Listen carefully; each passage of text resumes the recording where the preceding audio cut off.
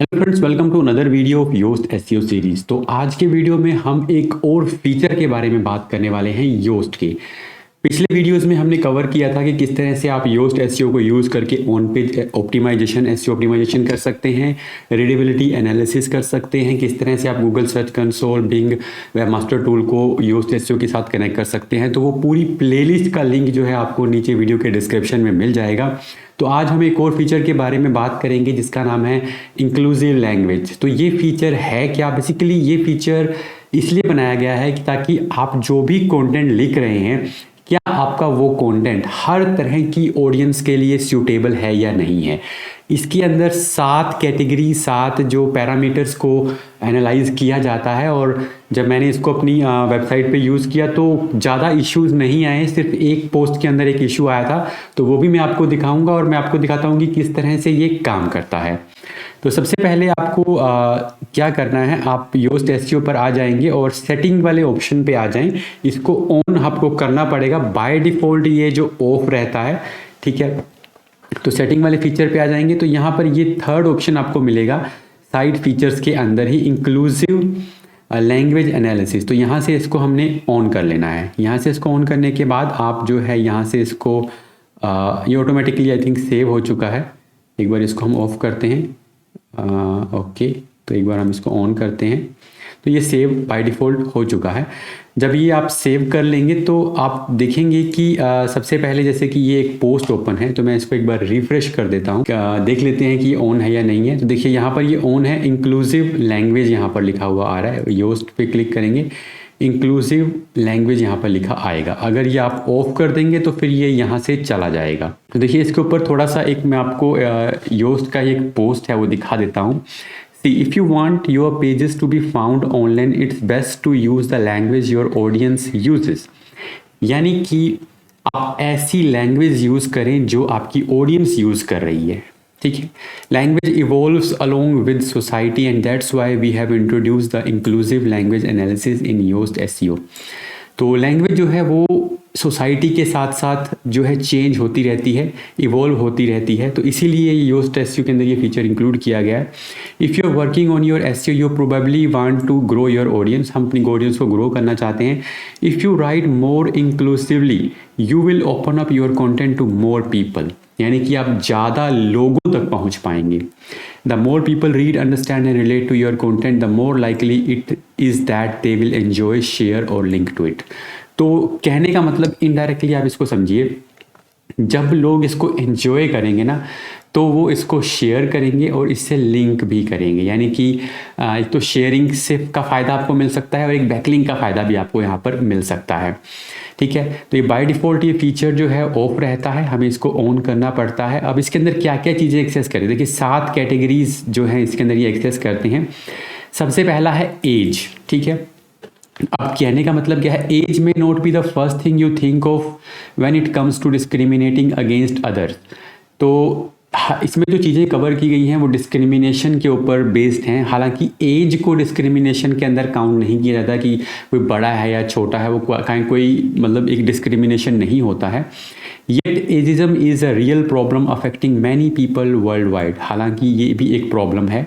Find out what ageism is, how you can combat it by using more inclusive language in your content। तो इसके ऊपर भी इन्होंने एक जो है डिटेल्ड आर्टिकल लिखा हुआ है कि एज का फैक्टर किस तरह से काम करता है। हम सिर्फ एजिज्म को समझ लेते हैं। Ageism is a broad category that refers to stereotype how we think, prejudice and discrimination towards others on behalf on oneself based on age. तो एज के बेसिस पे अगर आप किसी को बड़ा छोटा मान के उससे थोड़ा सा मतलब भेदभाव काइंड ऑफ रखते हैं तो वो एजिज्म की कैटेगरी में आता है। However it is more frequently addressed when it concern older adults, ठीक है।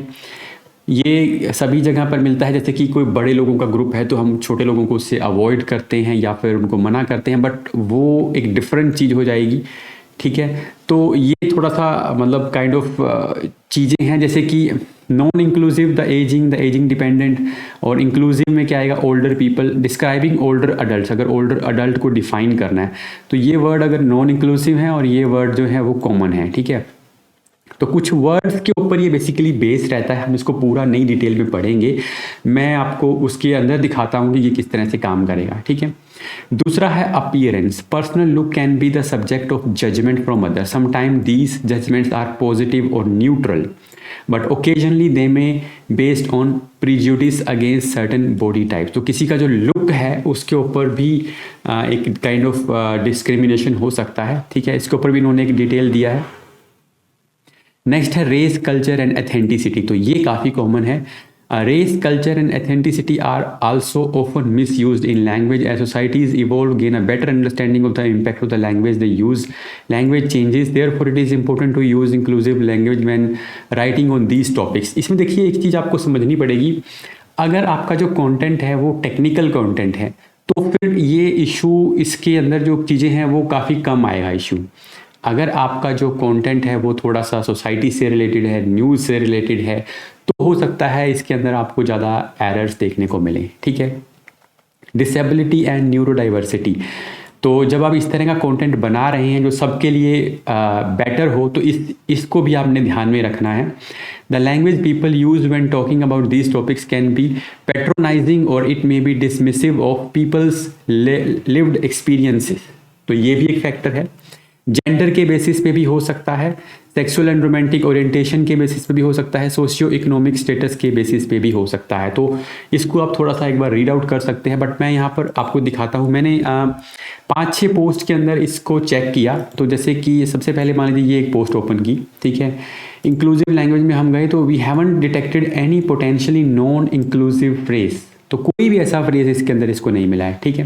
फिर मैंने एक दूसरा पोस्ट चेक किया, उसके अंदर भी कोई भी इसको ऐसा कुछ नहीं मिला है। एक और पोस्ट चेक किया, यहाँ पर एक फैक्टर, एक जो चीज़ हमें मिली वो थी be careful when using he she as it is potentially exclusionary, ठीक है। तो ही और शी का यूज़ हमें नहीं करना है, उसकी बजाय हम दे का यूज़ कर सकते हैं। तो यहाँ पर आप क्लिक करेंगे तो आपको वो मिल जाएगा, जैसे ही और शी यहाँ पर यूज़ किया गया है, तो इसकी बजाय ये रिकमेंड कर रहे हैं कि आप यहाँ पर दे का यूज़ करें, ठीक है। तो एक बार मैं इसको सेव करता हूँ। तो अब देखिए ये कंप्लीटली जो है वो ऑप्टिमाइज हो चुका है, ठीक है। इसके बाद मैंने एक और पोस्ट को ओपन किया, इसके अंदर भी कोई इशू नहीं था। तो काफ़ी सारी पोस्ट के अंदर मैंने इसको चेक किया है, हालांकि ये ब्लॉग पे हम अभी काम नहीं कर रहे, बट क्योंकि ये ऑप्टिमाइज की गया था पहले से ही, लेकिन इंक्लूसिव लैंग्वेज के लिए नहीं किया गया था, ये फीचर बाद में ऐड किया गया है, ठीक है। तो जनरली जो हम लिख रहे हैं उसके अंदर क्या ये इशू आ रहा है या नहीं आ रहा, तो यहाँ पे भी नहीं आ रहा है। तो इसलिए मैंने देखा कि मोस्टली जो टेक्निकल कंटेंट है ना उसमें ये इशू नहीं ही आएगा, ठीक है। अदरवाइज दूसरी चीज़ों के लिए ये इशू आएगा। तो इंक्लूसिव का मतलब क्या है कि आप ऐसा कंटेंट लिखें जो हर तरह की ऑडियंस के लिए सूटेबल हो। किसी को हमने डिस्क्रिमिनेट नहीं करना है, ना तो एज के बेसिस पे, ना ही उसके जेंडर के बेसिस पे, डिसेबिलिटी के, रेस, कल्चर, एथेंटिसिटी, इन सभी बेसिस पे जो है हम उसको जो है वो डिस्क्रिमिनेट नहीं कर सकते। जैसे कि अगर मैं read more on how to write about race, culture and authenticity in inclusive way, अगर आप इनके बारे में लिख रहे हैं तो कैसे लिखेंगे, देखिए non-inclusive language regarding race and ethnicity can be harmful by maintaining a bias toward people on this as society evolve, ठीक है। तो अभी हमें इसमें ध्यान किस बात का रखना है, जैसे कि नॉन इंक्लूसिव ओरिएंटल्स वर्ड जो है it is adhering towards Asian और ईस्ट एशियन पीपल, जबकि एशियन जो है वो आप यूज़ कर सकते हैं, ठीक है। Many terms become outdated because they were created from generalisation और inaccurate notion about a certain group. तो मतलब कहने का मतलब है कि ये वाला वर्ड नॉन इंक्लूसिव लगता है और दूसरा एशियन अगर आप यूज़ करते हैं एशियन लोगों के लिए तो वो कॉमन लगता है।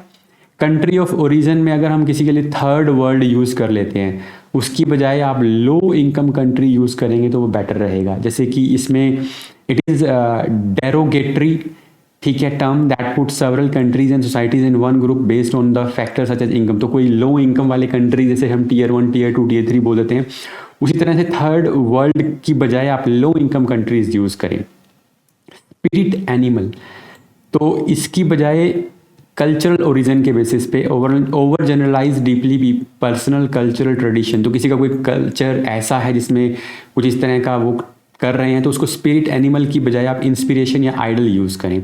तो ये अभी वैसे पूरा इसको रीड आउट करके सॉल्व करना इजी नहीं है, ये बेटर यही है कि आप कंटेंट लिख लें और फिर उसके अंदर अगर आपको कोई इंक्लूसिव चीज़ ऐसी लिखती है तो आप उसको अपडेट कर सकते हैं। यहाँ पर आप चैट जीपीटी का यूज़ कर सकते हैं।